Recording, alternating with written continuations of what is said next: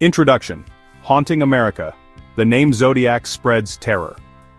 If there is a single name that can instantly send chills down the spine of Americans, regardless of age or background, it's Zodiac. In the vast, sometimes lawless tapestry of 20th century American crime, no case has captured the public's fear and imagination quite like that of the Zodiac Killer. This was not just another criminal, nor merely a serial murderer. The Zodiac became an American legend of terror, a symbol of evil whose shadow stretches across generations, from late-night fireside stories to the core of the nation's collective anxiety. Emerging in the late 1960s, a time when America was already experiencing social upheaval, cultural change, and a growing distrust in authority, the Zodiac was something entirely new. His crimes weren't isolated tragedies, instead they were methodical, chilling demonstrations designed to baffle, frighten, and enrage the public and law enforcement alike. Zodiac's methods were as theatrical as they were brutal, attacking lovers in secluded lanes, targeting unsuspecting cab drivers in the bustling streets of San Francisco, and even confronting couples in daylight at lakeside picnic spots. But what truly set him apart from the countless other murderers was his taunting correspondence. Letters filled with cryptic codes, ciphers, and chilling threats, sent directly to newspapers and police, as if daring the world to uncover his identity. Across California and far beyond, the ripple effect of horror was immediate and profound. Parents became fearful for their children's safety. Teenagers hesitated before sneaking off with their dates. Police forces in multiple counties tipped into a state of high alert, frustrated and humiliated by their inability to catch him. With each new letter, every gruesome update splashed across the front pages, the Zodiac Killer seemed to tighten his grip on America's psyche. Unlike traditional criminals who avoid attention, Zodiac craved it. His signature, an ominous crosshair symbol, and his adoption of the name Zodiac, became instantly recognizable, fueling paranoia and speculation nationwide. He was more than just a faceless menace. To the public, Zodiac was everywhere and nowhere. A ghostly figure who could be the man next door, a co-worker, a stranger in the crowd, or the person behind you in a dark parking lot. No one was safe. No one could predict when or where he would strike next. For years, the anxiety was persistent, stoked by news broadcasts and radio reports, by the cracking of ciphers and the failure of law enforcement. The sense of powerlessness cut deeply into the American spirit, a nation that, until then, had believed evil could always be exposed and punished. It wasn't just the violence, the cold, calculated killings, that left scars on the country. It was the sickening intelligence Zodiac displayed, both in evading capture and manipulating the public narrative. The ciphers he sent were not merely games, they challenged the best minds in the nation and across the world. His boasts that, "Only by cracking my code will you know my name," turned frustrated detectives, amateur cryptographers, journalists, and everyday citizens into obsessed participants in the deadliest contest of all. For decades, this hunt has consumed countless hours, inspired scores of books and movies, and created entire communities of online sleuths pursuing that elusive answer: who is Zodiac? To this day, no one knows for sure. His legend has grown beyond the realm of true crime. The Zodiac Killer is now a haunting archetype in American culture, the faceless, unknowable evil that may slumber but is never truly gone. In the pages that follow, we will revisit the nightmarish events, chilling clues, and relentless investigation that have defined this case for more than half a century. The murders, the ciphers, the letters, the suspects, and the tireless efforts to unmask one of the most fearsome and enigmatic criminals in American history. The Zodiac is not merely a story of unsolved murders, it is a somber warning, a riddle whose answer still echoes unanswered through the American night. The case begins on Lake Herman Road, a Christmas nightmare, December 20th, 1968. In the quiet rural outskirts of Vallejo, California, Christmas lights twinkled across neighborhoods and families gathered in warmth against the winter chill. Holiday carols drifted from radios and young couples, full of teenage hope, made plans for one of the last weekends before the year's biggest celebration. No one could have foreseen that a horrifying act of violence would soon shatter this peaceful night, marking the beginning of a reign of terror that would haunt California for years to come. On Lake Herman Road, a winding, semi-isolated stretch lined by fields and countryside, a 17-year-old high school student, David Arthur Faraday, was out on a date with Betty Lou Jensen, age 16. They were typical teenagers, David an Eagle Scout and church member, Betty Lou a bright, lively girl from a close-knit family. That evening they attended a Christmas concert together. Afterwards, with the simple innocence of the 1960s, they cruised the back roads in David's mother's Rambler station wagon. Their plans were unremarkable. Time alone, a quiet place to talk, perhaps a first kiss, under the stars. Just before 11 p.m., the couple pulled off Lake Herman Road at a popular local hangout, a lover's lane known for offering secluded moments to young sweethearts. The night was cold and silent. Only a handful of cars passed by. As they sat in the parked vehicle, the normalcy of their routine belied the horror that lurked close by. Shortly before 11:15 p.m., their privacy was violently interrupted. Witness accounts and later forensic analysis suggest that an unknown vehicle approached and parked close behind them. What happened in the next few minutes remains one of the most confounding and chilling mysteries in American true crime history. Without warning, a man, never seen clearly or conclusively identified, stepped from his car, armed with a .22 caliber firearm. The teens had no chance. David Faraday was shot at almost point-blank range in the head as he exited, or was forced out of, the driver's side of the car. He died instantly, collapsing near the open door. Betty Lou Jensen tried desperately to flee for her life, managing to run several yards before being shot 5 times in the back. She fell just beyond the roadside gravel, only a few feet from safety. The killer vanished quickly into the night, leaving behind shell casings, tire tracks, and 2 young lives cut brutally short. It wasn't until shortly after 11 p.m. that a motorist, Stella Borges, passing by on her way home, spotted the bodies and alerted the Benicia police. The scene was grim, blood stained the gravel, the cold wind blowing quietly over a tableau of unspeakable loss. Police and local sheriff's deputies responded rapidly, but what they faced was unlike anything seen in nearby towns before. As news spread, shock and fear rippled through Vallejo and surrounding communities. Here were 2 wholesome teenagers, the very image of American youth, senselessly gunned down on the eve of Christmas. The innocence of this small town had been shattered overnight. Law enforcement, led by Solano County Sheriff's investigators, combed the scene for evidence. They found spent shell casings from a .22 caliber weapon, footprints, tire imprints, but almost no other clues. There were no eyewitnesses to the shooting. Local residents remembered only hearing what sounded like gunshots, an unsettling break from the usual quiet. The investigation stretched on for weeks. Dozens of friends, classmates, and potential witnesses were interviewed, but no one could offer a credible suspect or motive. No robbery, no sexual assault. The only conclusion was the most terrifying one. This appeared to be a calculated, motiveless double murder. The idea that someone could kill so coldly and then disappear without a trace began to take hold in both the community and the growing media coverage.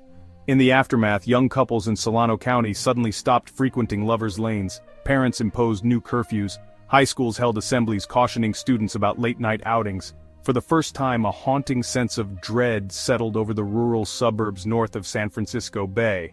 At the time, investigators believed the murders to be a tragic but isolated event, possibly an impulsive act or a crime of jealousy. They pursued dead ends and false leads. But in truth, the Lake Herman Road killings weren't random. They had just witnessed the first brutal expression of a criminal mastermind who, within months, would publicly claim responsibility with a mocking, arrogant confidence, and adopt a name that would sear itself into the American consciousness: Zodiac. The Lake Herman Road murders stand not just as the first entry in the killer's long, bloody ledger, but also as a turning point for an entire region. That cold December night marked the moment when a new, terrifying chapter in American crime began, ushered in not by an obvious monster but by a ghost in the dark, an unknown terror whose chilling reign was only just beginning. The second attack, a bloody 4th of July at Blue Rock Springs. Less than 7 months after the grisly murders on Lake Herman Road, the rural peace of Vallejo, California, was shattered again on one of America's most celebratory nights. The 4th of July, a time marked by fireworks, barbecues, and family gatherings, had always been a night of joy and national pride. But in 1969, as dusk fell and residents of the Bay Area looked upward at the bursts of color lighting up the sky, a terror much closer to the ground was about to strike. Just before midnight on July 4, 1969, Michael Renaud Magot, 19, and Darlene Elizabeth Farron, 22, arrived at Blue Rock Springs Park on the eastern edge of Vallejo. The park, popular with local youth for its secluded parking areas, had already witnessed nightly gatherings and the last echoes of Independence Day revelry. Darlene, a vivacious mother and well-liked waitress, had picked up Michael for a late-night drive, a casual outing that should have been uneventful. Instead, it would become forever etched in true crime history. Pulling into the gravel lot, Darlene parked her brown Corvair beside the playground, in a spot often frequented by couples seeking privacy. The surrounding area was quiet, the sky still illuminated off and on by the flicker of distant celebratory fireworks. The two talked in the car. For Darlene, this may have been a time to confide in Michael. For Michael, it was a chance to relax with an older, caring friend. Not long after their arrival, Michael noticed that a car, with its headlights off, entered the parking area. It left almost immediately, causing only a prickle of unease that faded in the stillness of night. But after a short interval, 10, perhaps 15 minutes, the same or a similar vehicle returned. This time its headlights blazed directly into their parked car, shattering the illusion of solitude. A figure emerged, walking steadily toward them, holding a powerful flashlight that suddenly illuminated the interior of their car, temporarily blinding the couple. Michael and Darlene, startled, initially assumed it was a police officer making a routine check. Michael reached for his wallet and identification, preparing to comply. Without warning, the silent interloper raised a handgun, a 9mm Luger, and fired several quick shots directly into the vehicle. The bullets tore through the car's doors and windows with devastating force. Both Darlene and Michael were struck multiple times in the initial volley. Panic and confusion reigned inside the Corvair. As Michael tried to crawl out of the car, the gunman circled around, firing again at close range into the writhing bodies of his helpless victims, before calmly walking back to his vehicle and disappearing into the darkness. The jungle of Blue Rock Springs was still for several minutes, the only sounds the distant booms of fireworks and the desperate breaths of the survivors. Miraculously, Michael Mageau managed to retain enough strength to pull himself partially from the car and call for help. Around midnight, a group of teenagers drove into the parking area, seeking the last thrills of the holiday. They discovered the wounded couple and raced to a nearby residence to call the police. Within minutes, Vallejo police officers arrived. They found Darlene slumped lifeless over the wheel. Despite their best efforts, she was pronounced dead upon arrival at the hospital. Michael, racked with excruciating pain from multiple gunshot wounds to the face, neck, and body, nevertheless survived, becoming the lone eyewitness who would shape the entire case moving forward. While doctors fought for Michael's life, law enforcement was already at work. What they didn't know was that the perpetrator's audacity had reached new, chilling heights. Roughly an hour after the shooting, at 12:40 a.m. on July 5th, the Vallejo Police Department received a call from a man with a flat, emotionless voice. "I want to report a murder, no, a double murder. If you will go 1 mile east on Columbus Parkway to the public park, you'll find kids in a brown car. They were shot with a 9mm Luger. I also killed those kids last year. Goodbye." The operator tried to keep him on the line, but the caller hung up. Police quickly traced the call to a phone booth only a few blocks from the station, a location frighteningly close, as if the killer was taunting the law, showing he could strike and vanish with impunity. No usable fingerprints were recovered from the receiver. Barely conscious, Michael later described the attacker to the best of his recollection. A stocky young man, likely Caucasian, around 5 and 8 inches in height, with short brown hair and a round face. While details were understandably vague, perhaps blurred by trauma and the flash of the attacker's light, Michael's account would be the earliest first-hand profile authorities would have of the Zodiac. The aftermath of the Blue Rock Springs attack ignited a firestorm across Vallejo and the wider Bay Area. Darlene Ferrin's family was left devastated, her husband and young child bereaved.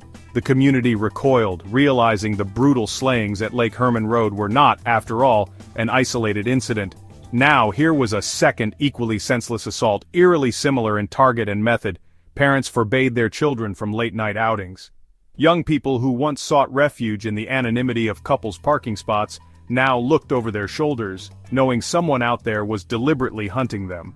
Police put together task forces, increased patrols, combed the area for evidence, but the killer's trail vanished as quickly as he had the night of the murders.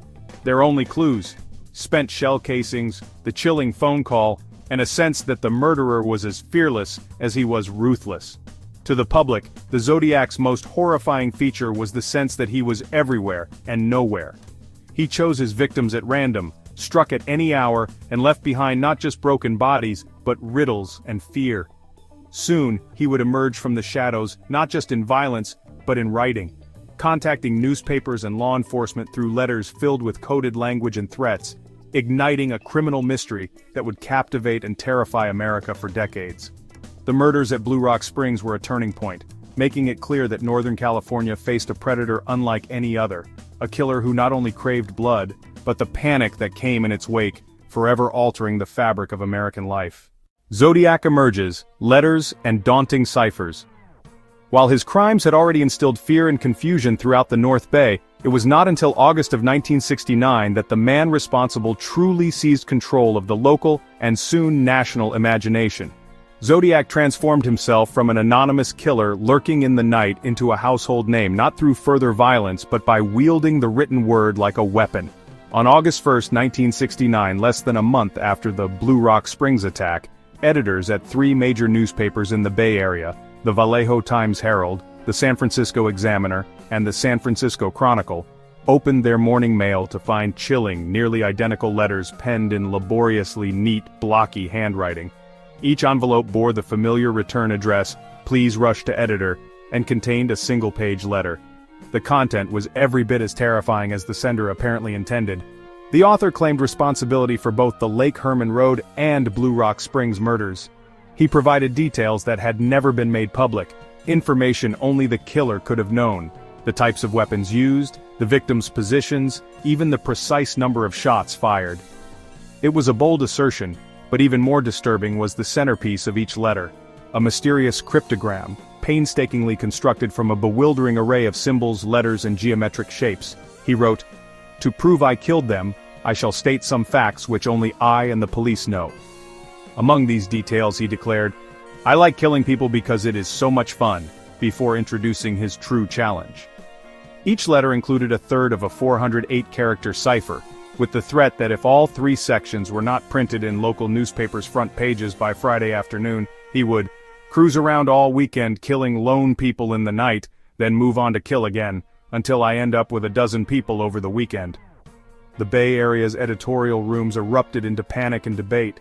Was this a sick prank, a madman's fantasy, or the genuine voice of a murderer who craved not just blood but infamy? The police were consulted. After confirming that the suspect had included crime scene information unreleased to the public, editors with heavy hearts and at the urging of authorities, reluctantly published the encrypted ciphers as demanded. Immediately the public was riveted. Newspapers sold out, and amateur cryptographers, puzzle lovers, and professional codebreakers alike pored over the dense, odd-looking block of symbols. The cipher was not a straightforward puzzle. Instead, it was an elaborate, mind-bending riddle that combined the mechanics of historic ciphers like the Caesar shift with Zodiac's own cryptic inventiveness. The symbols, circles, squares, triangles, backward letters, Greek characters, and more, gave an almost surreal artistic quality to the killer's game, an echo of the codework that might be seen in wartime espionage. And Zodiac was just getting started. 3 days later, on August 4th, another letter arrived at the San Francisco Examiner, building upon the first frightening missives.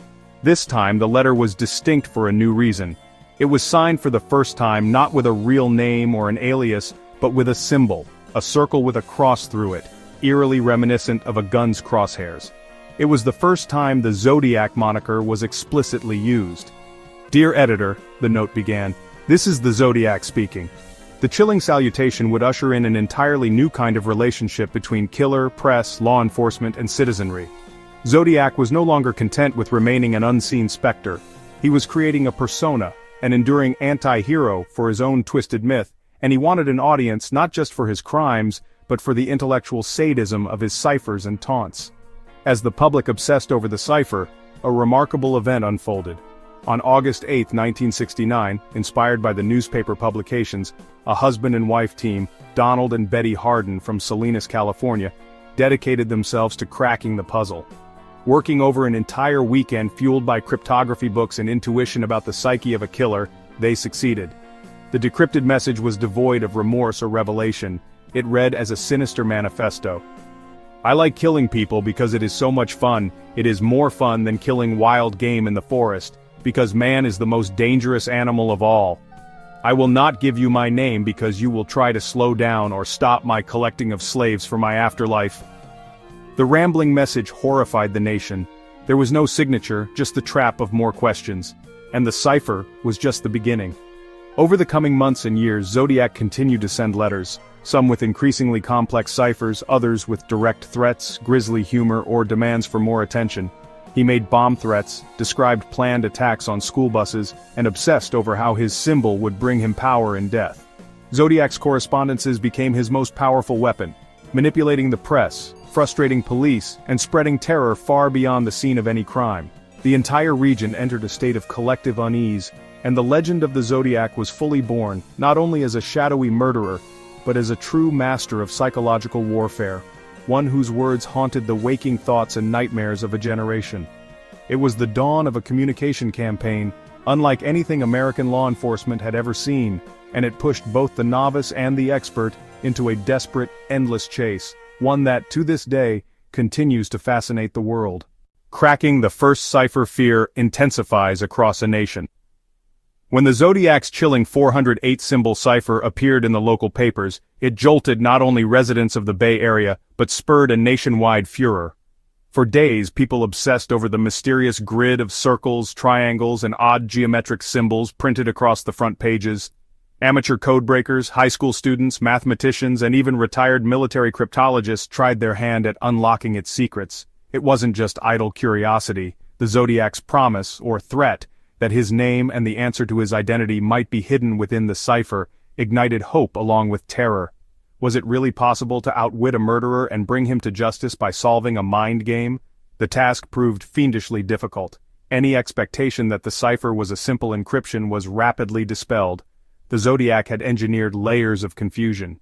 He used substitution ciphers but added red herrings, sometimes using multiple symbols for the same English letter, other times swapping codes within words or lines. Weekend hobbyists quickly found themselves lost in a maze of possibilities, each more frustrating than the last. Police and professional cryptanalysts attempted frequency analysis, counting how often each symbol appeared, hoping to match them to the most common letters in English. Despite the initial enthusiasm, the cipher resisted every standard approach for days. As anxiety mounted along with the body count, a breakthrough came from an unexpected source, a schoolteacher named Donald Harden and his wife Betty, working late into the night in their Salinas home. Rather than hunt for the killer's name, Betty suggested that the killer's narcissism might compel him to brag about his crimes, using simple English phrases. Starting with the common "I like killing" and overlaying it across the cipher's structure, the couple soon found a pattern. Like a radio tuning in at last, the symbols snapped into meaning. Their methodical, almost homespun approach succeeded where experts failed. Within a weekend, they had cracked the Zodiac's notorious Z408 cipher and submitted their solution to the authorities. The reality revealed by the code was as chilling as any crime scene, and made America realize just how depraved their adversary was. The message read in part, "I like killing people because it's so much fun. It is more fun than killing wild game in the forest because man is the most dangerous animal of all." Lines tumbled on, not of confession or remorse, but of a killer exulting in his supposed superiority, describing murder as sport, and boasting that his victims would become his slaves in the afterlife. Far from promising clues to his identity, the Zodiac confessed that he would never reveal his name because it would hinder his plans to collect more slaves for my afterlife. The cipher ended with a taunt. The puzzle's solution only stoked fear, providing insight into the warped psychology driving the killings rather than any helpful leads. If anything, the cipher confirmed the worst suspicion. This was not a killer seeking ransom or revenge, but one harvesting terror for terror's sake. Law enforcement, media, and the public all reeled from the revelation. News coverage fixated on the cipher, not a key to unmasking the Zodiac, but a manifesto of his motives. FBI profilers drew up chilling portraits of a narcissistic, obsessive individual adept not only at violence but at manipulation. The Zodiac, emboldened by the success of his terror campaign and the attention lavished on his secret message, began churning out more letters, each more audacious than the last. The chase for answers went on, but now the nation hunted an enemy who laughed at their efforts. And with every new message, the sense of dread grew, as if a predator was watching, always a step ahead. The Berryessa Lake attack, the masked killer, and an omen of death, September 27, 1969, was one of those flawless autumn Saturdays in Northern California, golden sunlight reflecting off the gentle ripples of Lake Berryessa. a warm breeze rustling the oaks, the faint laughter of picnickers dotting the eastern shore. Students from nearby universities mingled with day-tripping families, fishermen unwound at the water's edge, and couples sought a few hours of escape beneath cloudless skies. The lake's tranquil aura gave no hint of what was about to unfold, an event far removed from the urban crimes that had haunted the Bay Area through the summer, but destined to leave a permanent scar in true crime history.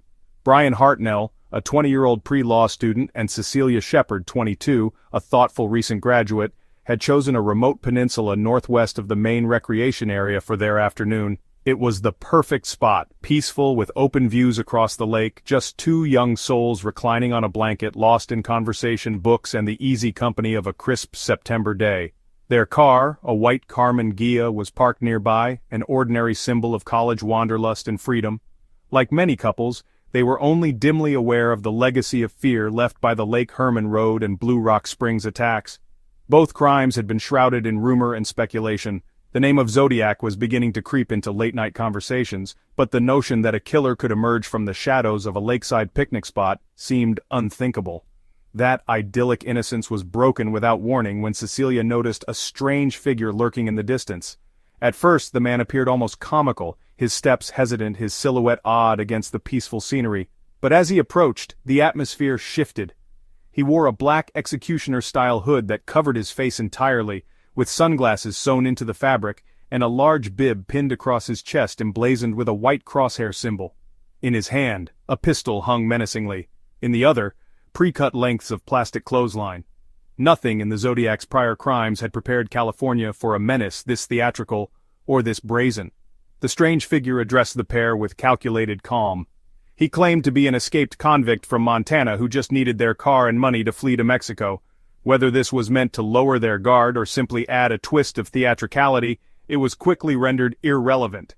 He produced the gun, ordered Cecilia to bind Brian's wrists, then fastened Cecilia's. Once both were restrained, he double-checked the knots himself, ensuring there was no chance of escape. With chilling methodicalness, he instructed them to lie face down. Brian tried to reason with their attacker, desperate but polite. Cecilia, terrified yet composed, tried to follow each order, secretly hoping the ordeal would end without bloodshed. But the tone shifted again. Without a word, Zodiac drew a long knife and began the attack. He stabbed Brian in the back 6 times, then turned to Cecilia and stabbed her 10 times with savage force. Then, as suddenly and silently as he had arrived, he walked away, casually strolling back up the slope toward their car. In a macabre flourish, the killer approached Brian's Carmen Ghia and used a black felt-tip marker to write on the driver's door. He drew the now notorious crosshair symbol, then listed the dates and locations of his previous attacks, ending with September 27, 69, 6:30, by knife. It was a grotesque signature, ensuring that anyone who came upon the car would recognize the mark of Zodiac. Despite their catastrophic injuries, Cecilia and Brian somehow survived the initial assault. Cecilia, though gravely wounded, found enough strength to seek help. Minutes ticked by in agonizing slowness as their shouts and cries barely carried across the quiet lake. Eventually, a pair of fishermen heard the commotion and rushed to offer aid, summoning police and paramedics from a nearby park. First responders arrived to a scene that felt more like a fever dream born from nightmares than the expected tranquility of lakeshore leisure. They found Brian bleeding and drifting in and out of shock, sustaining deep stab wounds but still conscious and coherent enough to describe, step by step, the attack and the bizarre appearance of their assailant. Cecilia, more severely injured, was unable to speak much, her words faint and punctuated by pain. Emergency efforts were heroic. Both victims were bundled into ambulances and rushed toward Napa's Queen of the Valley Hospital. Tragically, while Brian would survive after intensive medical care, Cecilia succumbed to her injuries just 2 days later. Her final hours spent mostly unconscious, her parents holding vigil by her bedside, and the very fabric of her community torn by her loss. For investigators, the Berryessa attack was a chilling escalation. Unlike previous Zodiac strikes, this assault occurred in broad daylight, with terrifying intimacy and theatrical preparation. Forensics teams combed the narrow peninsula for footprints, dropped items, and tire tracks. The impromptu signature on the car's door became instant evidence, shocking in both its confidence and its sense of challenge. Witness descriptions harvested from Brian, nearby boaters, and area picnickers helped assemble a rough time frame, revealing Zodiac's casual escape on foot to his own car, believed to be a dark-colored vehicle parked in the brush just inland. As news of the attack spread, panic rippled through Napa County and far beyond. The idea that Zodiac was willing to hunt and stalk innocent people in remote, scenic locations, and to so brazenly mark his conquest, forced police to completely re-evaluate their sense of who or what they were dealing with. Theories swirled. Was this the same person responsible for the Vallejo murders, or a copycat emboldened by infamy? How could one man tie up two adults in broad daylight without being seen? The public's sense of security, even in nature's wide-open spaces, eroded almost overnight. The killer himself seemed intent on feeding the fear. Not content to let news coverage and area gossip do his work, Zodiac called the local sheriff's office less than an hour after the attack. In a clipped, matter-of-fact tone, he confessed, "I want to report a murder. No, a double murder. They are 2 miles north of park headquarters. They were in a white Volkswagen Carmengia." The call was swiftly traced to a phone booth in downtown Napa. Police responded in force, but he was, once again, gone. All that remained were fingerprints from the phone's receiver, none of them matching criminal records, and the echo of his voice confessing his crime like a man punching out of work for the evening. Not only did Zodiac's daylight attack and bizarre costume further mystify investigators, but his apparent confidence, organization, and almost preternatural calm deepened the sense that law enforcement was up against an opponent who thrived on psychological games. When photographs of the hooded costume and the car door inscription circulated in the press, the public reaction bordered on hysteria. Parents refused to let children hike or swim unsupervised, couples abandoned lakeside rituals. The mood across Northern California shifted palpably, from anxious and watchful to genuinely, pervasively afraid. The Berryessa case forced authorities from several counties to coordinate on a scale rarely seen outside of major national emergencies. Detectives compared tire tread impressions and shoe prints, reviewed timelines and escape routes, tested fibers and hair samples, pieced together witness statements, and compiled the growing list of chilling details. The plastic clothesline, the carefully recounted alibi, the knife, the astronomical audacity of attacking in daylight. Yet Zodiac provided neither a clear forensic trail nor a straightforward motive.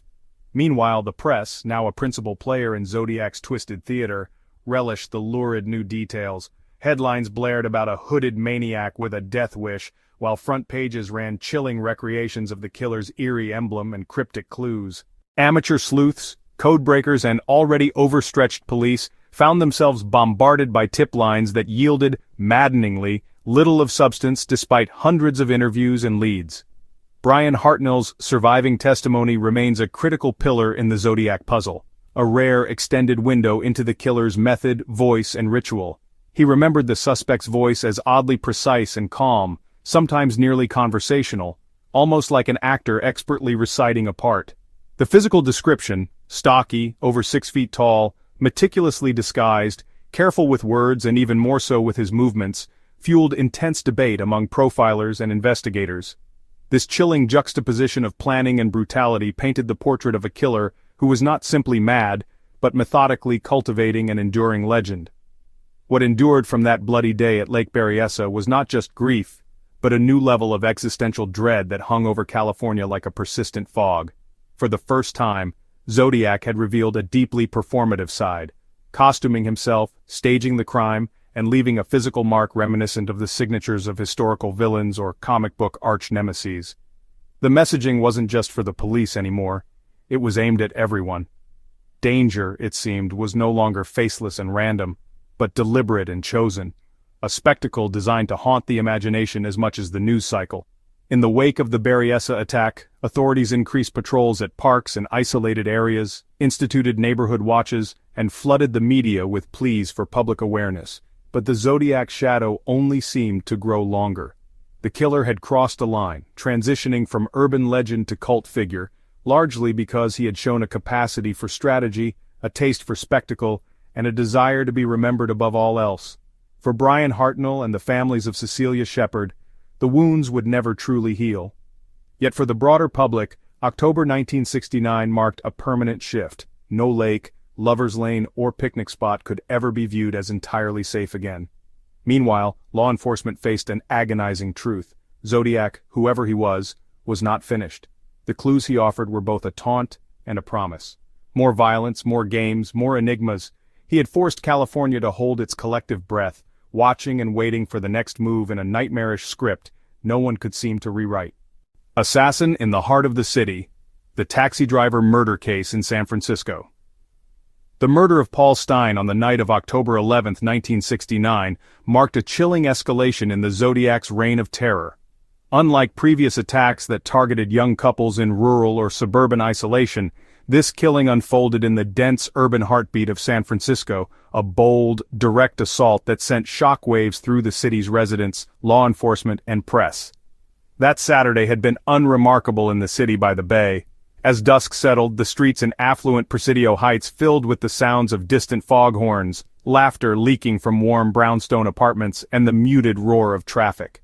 Paul Stine, a 29-year-old college student and part-time taxi driver, was wrapping up one of his final fares of the evening.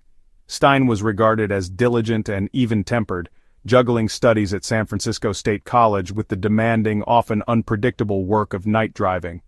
Earlier that night, Stine picked up a fare at the intersection of Mason and Geary Streets, a man described as white in his late 20s to early 30s, roughly 5'8" inches to 5'10", with a stocky build, short brownish-blonde crew cut, and dark-rimmed glasses. The passenger requested a ride to the upscale corner of Washington and Maple, deep in Presidio Heights, far from the areas usually frequented by taxi crime. For reasons still mysterious, the taxi proceeded an extra block to Washington and Cherry Streets.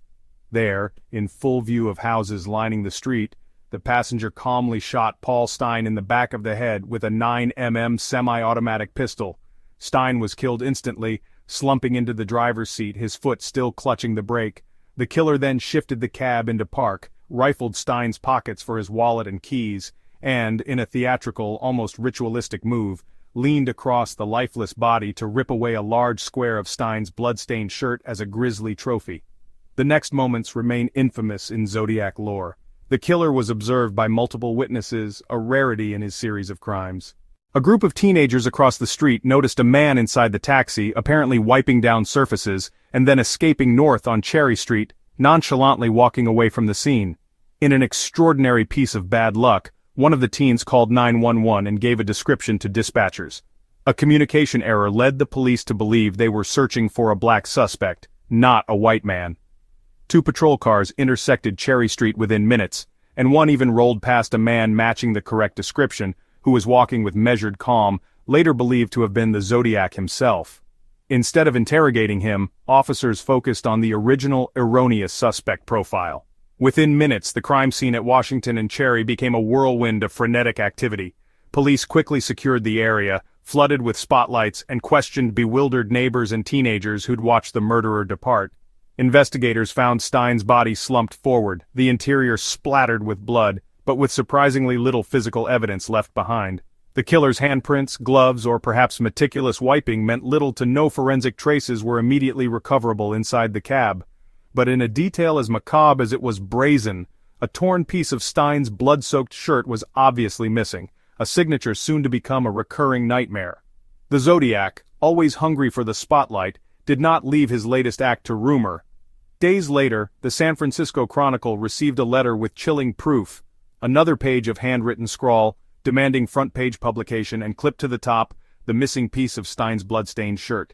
The implication was immediate and horrifying. Not only was the killer unrepentant, but he could strike anywhere, even in the heart of one of America's greatest cities. The letter taunted the police, ridiculing their response, outlining how easily he had escaped, and threatening to wipe out a school bus some morning, just shoot out the front tire and then pick off the kiddies as they come bouncing out. The public response was instant and electric. San Francisco parents, already strained by nightly news of protests, crime, and civil unrest, found themselves gripped by a new primal fear. School buses were surveilled by armed officers. Newspaper headlines screamed new Zodiac threats day after day. Street patrols multiplied and tips flooded hotlines. Anxiety pulsed through every neighborhood, from the foggy avenues to glimmering downtown towers. For the city's youth, one new rule emerged: never let your guard down, whether in a park, suburb, or the safety of a yellow school bus. Police, meanwhile, worked around the clock. For the first time, Zodiac had risked himself in a densely populated area, and they hoped to seize on the resulting trails. The teenager's eyewitness accounts allowed for the most detailed composite sketch yet of the elusive killer, an image soon emblazoned across wanted posters citywide. Crime scene technicians pored over Stein's cab for latent prints, fibers, and other forensic clues. Canvassing the area, officers re-interviewed dozens of neighbors, anyone who might have seen a strange car parked, an unfamiliar face, or an odd sequence of events that night. But Zodiac's luck, and his unnerving sense for exploiting confusion, held firm.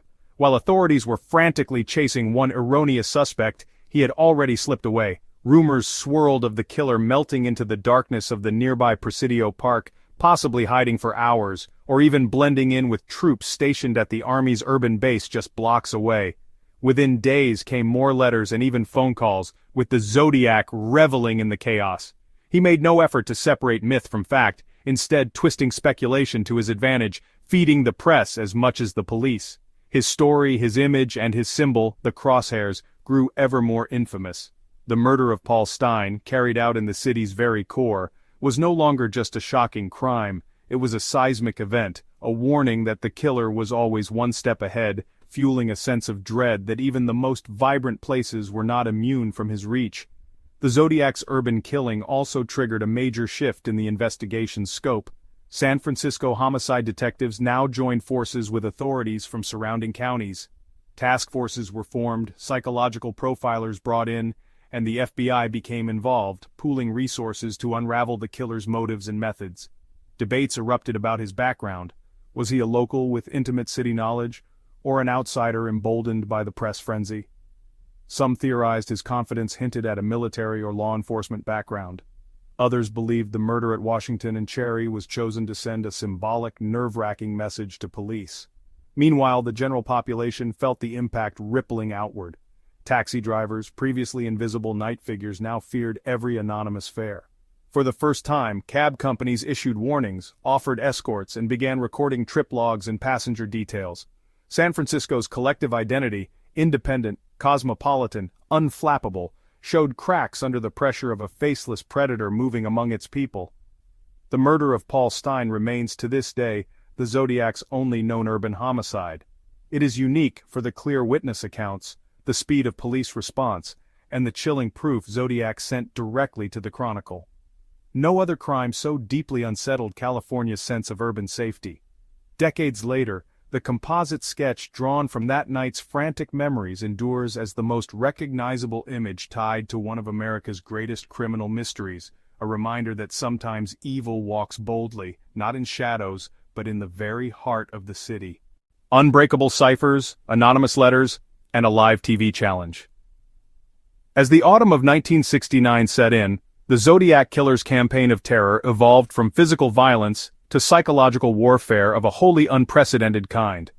For the police, the public, and the armies of amateur sleuths that were now feverishly active all along the West Coast, this new phase was as confounding as it was frightening. The killer's printed words, symbols, and threats became weapons in their own right, designed not only to evade, but to humiliate. The next wave of correspondence arrived with even greater fanfare and dread. On November 8, 1969, the San Francisco Chronicle received the notorious 340-character cipher, the Z340. Unlike the earlier Z408 cryptogram, this code was an intricate tableau of mathematically arranged symbols, geometric shapes, letters, and markings that defied all efforts at immediate decryption. The arrangement was visually striking. A block of mysterious glyphs, suggesting layers of patterns and misdirection, reflecting a far more sophisticated approach than his first already challenging puzzle. Zodiac boasted of his intellect. In his accompanying letter, he mocked detectives and so-called experts, daring anyone to solve his latest code. Embedded within these taunts was a promise and a threat, that inside the code lay the revelation of his identity or his ominous intentions. Yet for decades the Z340 would remain unsolved, frustrating codebreakers from the best military and academic institutions, as well as independent puzzle enthusiasts who pored over every shape and sequence without success. The message, the killer suggested, was, "Impossible to crack unless you have me on TV." He wasn't bluffing about his appetite for notoriety. Merely days later, Zodiac sent yet another letter, this time coupled with a chilling demand. He wanted a prominent defense attorney or public figure, famously F. Lee Bailey or Melvin Belly, to appear on live television fielding phone calls from anyone claiming to be the Zodiac. On October 22, 1969, during a hectic episode of the local talk show AM San Francisco, Melvin Belli sat on air, joined by police and media, waiting for Zodiac's call.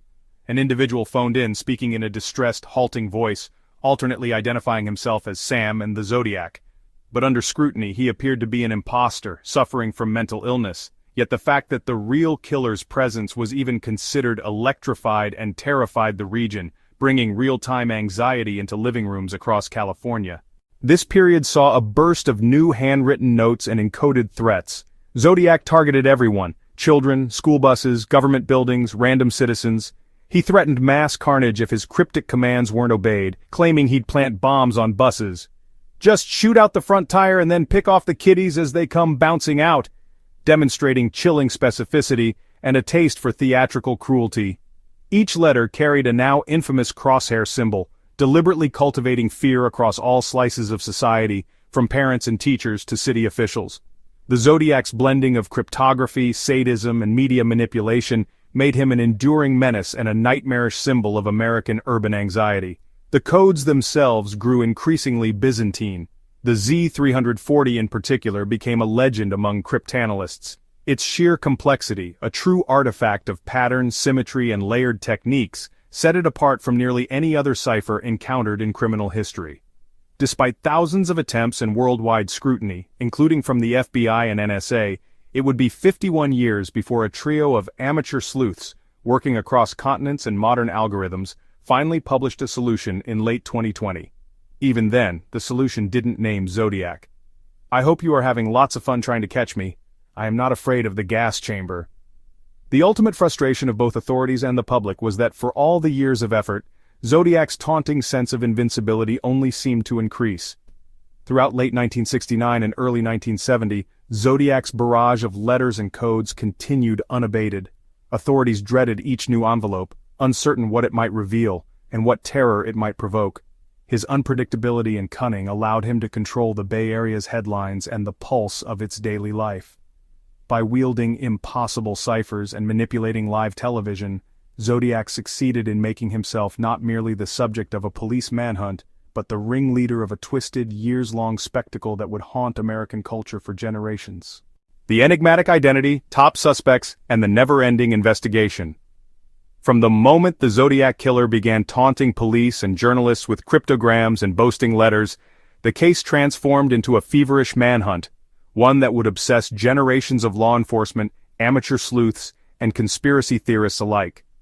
What set the Zodiac apart from nearly every other American serial killer wasn't just the scope of his crimes, but the deep, thrilling mystery of his identity.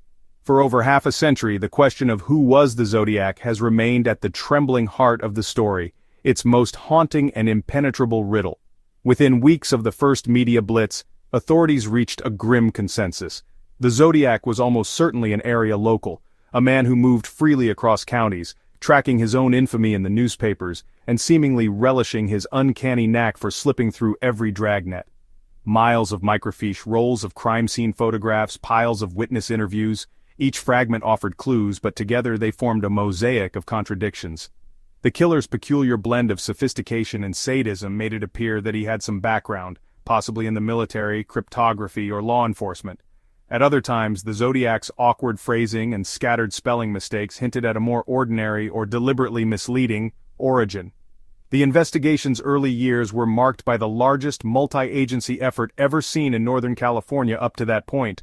Local police, county sheriffs, and the California Department of Justice all shared evidence, compared notes, and coordinated massive interviews. FBI agents, alerted by the killer's use of interstate mail, joined in. Over the decades, the Zodiac file swelled to thousands of pages, cataloging every rumor, every anonymous tip, every potential link between disparate crimes across the West Coast.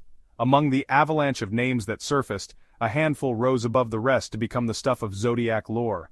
Most notorious was Arthur Lee Allen, an elementary school teacher from Vallejo with a sketchy background.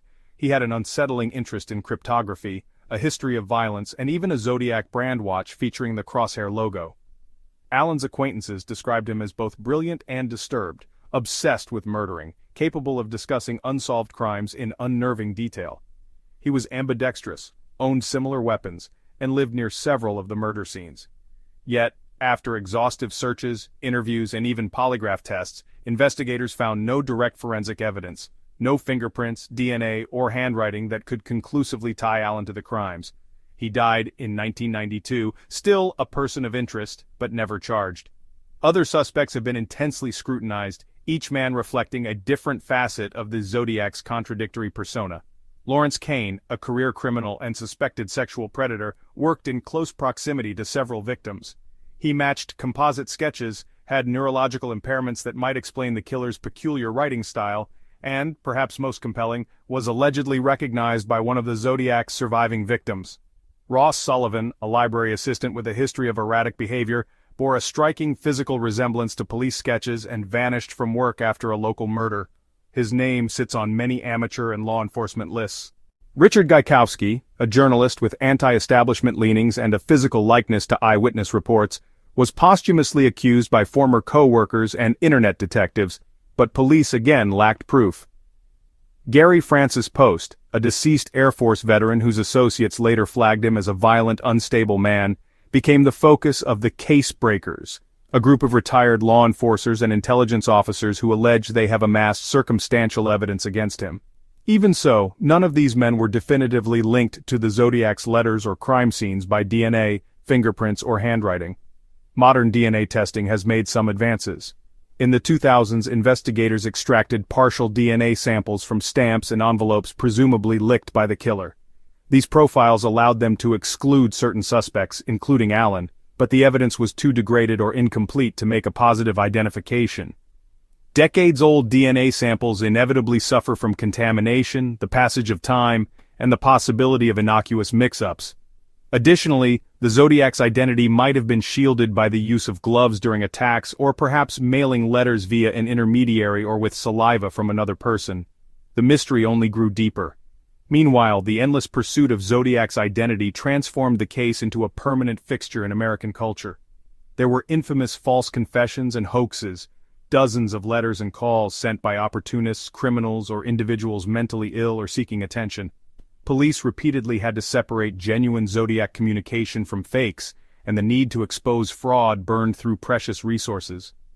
As decades passed and the original detectives aged out or retired, cold case units and Zodiac task forces took on the mantle, passing the file from one determined caretaker to another. With every news cycle came new theories. Was Zodiac a member of law enforcement, which explained his coolness under pressure and inside knowledge? Was he a jealous lover, failed academic, or even someone with links to organized crime? Was the Zodiac a single killer at all, or, as some have speculated, was he actually a small group of conspirators adopting a single myth for their own purposes, each attack a terrifying collaboration that kept the pattern alive and the legend growing? Even today, the search hasn't slowed. Periodic advances in forensic genealogy, the method used to catch the Golden State Killer, renew hope that DNA or other minute evidence may someday link Zodiac's letters to a living or deceased individual. Online sleuth communities meticulously analyze handwriting, clues in the ciphers, and obscure connections that continue to make headlines. Investigators remain vigilant, combing for forgotten clues with every new technology. The result is a saga with no satisfactory ending. The catalog of suspects grows and shifts with every passing decade. The file grows thicker and the clues colder, but the heart of the mystery, that faceless figure at the center of it all, remains as dark and elusive as it was in 1969. In the end, the Zodiac may have created more than crimes. He built an uncrackable puzzle of identity whose shadow stretches across generations, compelling us to keep searching and keep fearing what we might find. Decoding the Battle of Intelligence. When global experts and amateur sleuths unite to crack the Zodiac cipher.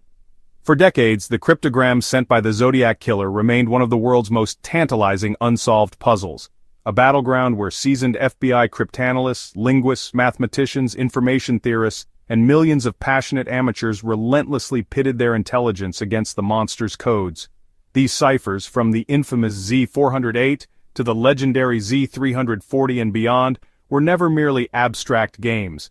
They represented a chilling duel of intellect and ego between an anonymous killer who dared the world to catch him and a global community determined to shine a light on his secrets. The earliest cipher, the Z408, had been deciphered by the Hardens, Donald and Betty, a determined California schoolteacher couple, within a week of its appearance, revealing only Zodiac's twisted, hunt-inspired ramblings, not his name as promised. But it was the ciphers that followed, especially the Z340, sent to the San Francisco Chronicle in November 1969, that would ignite a 50-year firestorm of global attention. While crime headlines faded and leads grew cold, the allure of the unsolvable made the Zodiac ciphers immortal in the world of cryptology, with each new solution attempt reflecting the very human compulsion to understand evil and randomness. The Z340 cipher, famously intricate, taunted its readers with a mesmerizing tableau of symbols, a seemingly haphazard grid of characters, geometric shapes, cryptic glyphs, and coded letters, all arranged in systematic, visually suggestive blocks. It was a vivid testament to the killer's fascination with both secrecy and spectacle. No single technique worked. Cryptanalysts attempted everything from frequency analysis and substitution keys to rarely used encryption methods and esoteric linguistic tricks. Theories ran wild. Some saw diagonal patterns, mirrored text, or hidden poems. Others believed the killer deliberately seeded the code with self-defeating traps. Over the years, the Z340 resisted attack even from codebreakers at the CIA and NSA, earning its status as the Mount Everest of unsolved ciphers. The struggle to crack the Zodiac ciphers became a global, cross-generational competition. Seasoned professionals in national security agencies regularly revisited it as a test of skill and intuition, while university classes dissected the grid for possible algorithmic patterns. Groups of digital cryptography enthusiasts constructed massive online databases compiling every letter's frequency, potential symbol mapping, and the mathematical permutations tried and failed. International forums buzzed with speculation and creative theories, some plausible, others bordering on the fantastic. An especially fascinating chapter unfolded in the 21st century when the explosion of internet communities supercharged the hunt. Forums like ZodiacKiller.com, Reddit, and specialized Discord servers became unofficial laboratories where amateur sleuths collaborated in real time. Participants cross-referenced FBI files, compared cipher theories, and pored over historical context for clues the original investigators might not have considered. Advances in computational power made brute force attacks on the Z340 feasible, with hobbyist programmers utilizing custom software to automate centuries' worth of cryptanalysis in hours. Yet, until 2020, every new insight returned eventually to the same frustration. The Zodiac's puzzle was fiendishly clever, constructed with an almost artistic sense of misdirection and ambiguity that thwarted even the most sophisticated modern attacks. Then, after more than half a century, a breakthrough arrived. In December 2020, a trio composed of American software developer David Orenchak, Australian mathematician Sam Blake, and Belgian programmer Jarl van Eyck stunned the world by publicly revealing the successful decryption of the Z340. Their approach combined modern algorithmic search with relentless experiment and a willingness to tolerate the cipher's quirkiness. They discovered that Zodiac's code was not only complex but laced with deliberate confusion. Lines were read diagonally, letters skipped, and the structure included decoy fragments meant to sabotage conventional decryption efforts. The revealed message was both anticlimactic and horrifying. Zodiac boasted, "I hope you are having lots of fun in trying to catch me. I'm not afraid of the gas chamber because it will send me to paradise all the sooner because I now have enough slaves to work for me." The killer mocked authorities, cared little for punishment, and still denied any revealing clue to his identity. The message's banality, the lack of a name, confession, or real new information, was itself a final triumph of psychological manipulation, proving again that Zodiac's endgame was power through mystery. Yet even while the Z340 fell, other ciphers and clues remained unsolved. Several shorter cryptograms and the elusive "My Name is a Cipher" sent in April 1970 have resisted all efforts at decryption. Each unsolved message fuels both frustration and obsession, as generations of codebreakers and everyday puzzle lovers rotate through the search with the hope their insight will unlock one more secret. For many, the real draw of the Zodiac ciphers lies not just in the hope of ending the mystery, but in the profound sense of intellectual connection and shared purpose, proof that ordinary citizens can stand shoulder to shoulder with brilliant experts in the face of evil. The saga of the Zodiac's cryptograms is a microcosm of the broader Zodiac case, an endless contest between darkness and transparency, between the urge to reveal and the impulse to conceal. As of today, the precise mechanics of some ciphers are still debated, and the possibility lingers that one last code will yield the answer to history's most persistent riddle. In that sense, the ciphers have achieved what the killer always wanted. They remain alive, unsolved, and powerfully haunting, calling to the best minds everywhere to refuse surrender against the unknown. Hypotheses, investigation organizations, and theories about the Zodiac operating as a group. Theories, task forces, and the notorious hypothesis. Was Zodiac a lone wolf or a criminal collective? From the earliest days of the Zodiac investigation, speculation swirled not just around who the killer was, but how many people might actually be involved. As the years rolled on and the case grew colder, new layers of complexity emerged, both among law enforcement and in the public imagination. Was the Zodiac killer truly a singular evil genius, orchestrating every attack and letter with inhuman discipline? Or could the notorious crimes and the cryptic communications have been the work of more than one perpetrator, perhaps even an organized group? This question, still fiercely debated today, underscores the unending mystery and chilling fascination at the heart of the Zodiac saga. At the height of the investigation, several leading law enforcement agencies, including the San Francisco Police Department, the Napa and Vallejo Sheriff's Offices, and the California Department of Justice, formed special Zodiac task forces. Their purpose stretched beyond rooting out a single suspect. They were built to cope with a constantly morphing, deeply confounding set of crimes that almost seemed to adapt in real time to police strategies. These coordinated teams had to pool resources, share evidence, and streamline communication in an era before digital databases, all while balancing the egos and jurisdictional squabbles that plague even the most critical of criminal cases.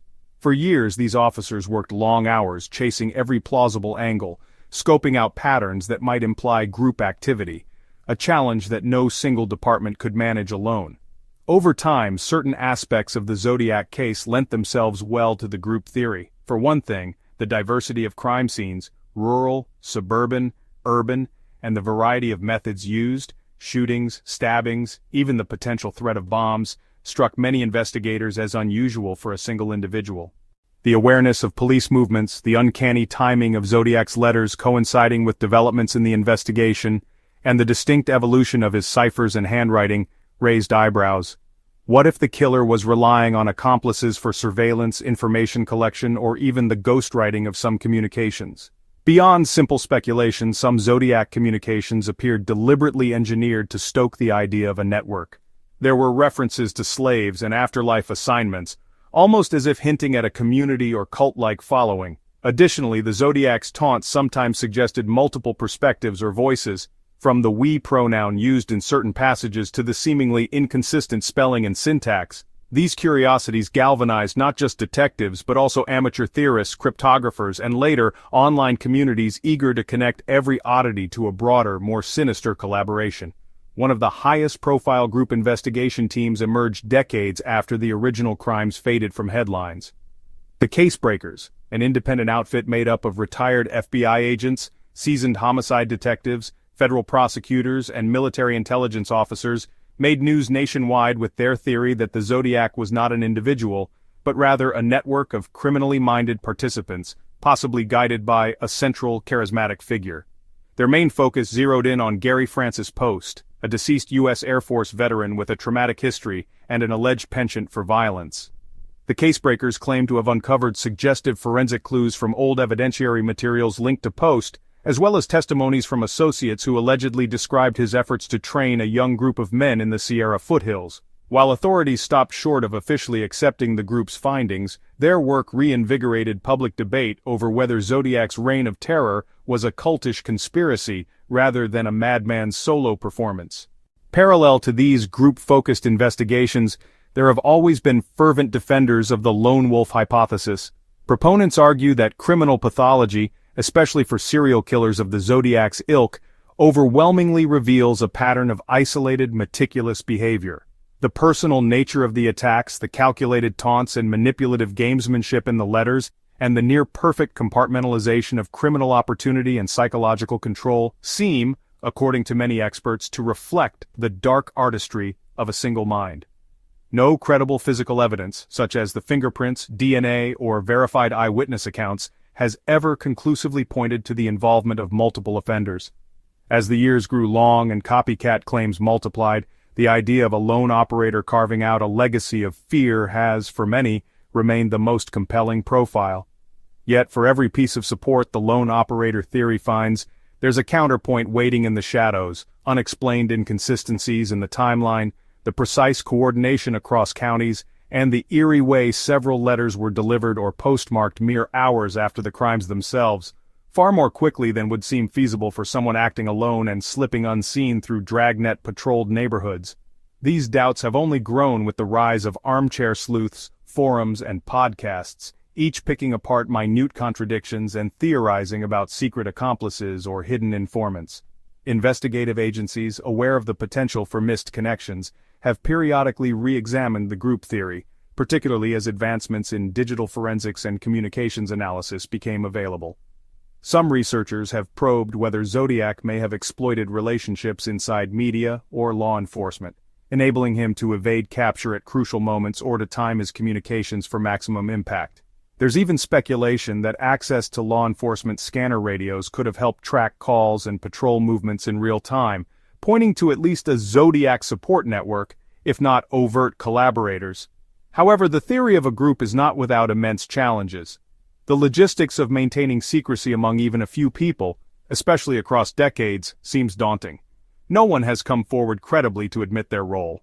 No secondhand confession, criminal boasting, or deathbed revelation has ever produced actionable evidence. Law enforcement generally remains skeptical about large-scale conspiracies and serial crime, given the extensive need for silence and coordination. Still, the possibility lingers, if only because no hypothesis has ever fit every fact perfectly. The impact of the group versus individual debate ripples far beyond the case itself. For families of the victims, the hope that multiple people might someday be unmasked lingers as a form of justice deferred. For investigators, every re-examination of old evidence is a chance that modern technology and collaboration across disciplines could finally shatter Zodiac's cloak of anonymity. Meanwhile, the mythical allure of the Zodiac has only grown deeper as the lines between criminal history, pop culture, and conspiracy blur. The trope of the cabal, the secret society, or the mastermind and his minions echoes not just in true crime media, but also in Hollywood and urban folklore, giving the Zodiac an outsized place in the American imagination. Ultimately, whether the Zodiac was an ingenious loner, a team, or something stranger still, the fierce debates, reinvigorated investigations, and new task forces prove one thing: the mystery is as alive as ever. As the file remains open and every new clue is scrutinized with both skepticism and hope, the world waits for either a confession, an undeniable DNA match, or that one final slip, when the mask will fall and the true shape of the Zodiac's shadow will finally come into light. The haunting legacy of Zodiac, from American pop culture to lasting social trauma. Few criminal cases have left a crater-sized mark on American culture the way the Zodiac case has. From the late 1960s through the endless chase of clues in the decades that followed, Zodiac's influence rippled far beyond police files and investigative rooms, seeping into literature, film, television, and the shared anxieties of a nation. His shadow, both specific and amorphous, has become a touchstone for everything from pop culture thrillers to college courses on media, fear, and myth-making. Right from the first encrypted letters and newspaper headlines, the Zodiac killer was never just a criminal on the loose. He was a phenomenon, a living urban legend. Local news stories were quickly amplified by national outlets, his mysterious symbol and taunting style fostering a new era of serial killer as celebrity villain in the American psyche. This marked a departure from earlier true crime reporting, where once the public might have recoiled in horror or demanded swift justice, now a strange, uneasy fascination took root. People wanted to understand, to decode, and, sometimes, to be entertained by the darkness. Some of this morbid celebrity was, in a sense, manufactured by the killer himself. Zodiac's command of media and manipulation of journalists arguably laid the groundwork for the rise of the modern, infamous criminal trope. The case set a precedent. After Zodiac, other killers sought notoriety through the press, revealing how the border between news and macabre spectacle could be exploited. Media saturation provided not only a platform for the grisly details, but also a fertile ground for speculation, myth, and eventually, creative adaptation. The fascination quickly transcended newspapers. The Zodiac case has inspired a remarkable catalog of books, both fiction and nonfiction, dissecting every cipher, clue, and suspect.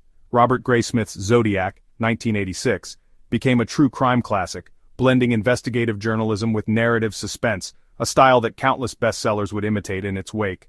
Meanwhile, novelists across genres have borrowed or echoed the Zodiac archetype, using the faceless, taunting killer as a symbol of chaos and unknowability. Even comic books and graphic novels have not been immune, with devious, code-wielding villains drawing direct inspiration from the real-life horrors of the Bay Area's most infamous predator.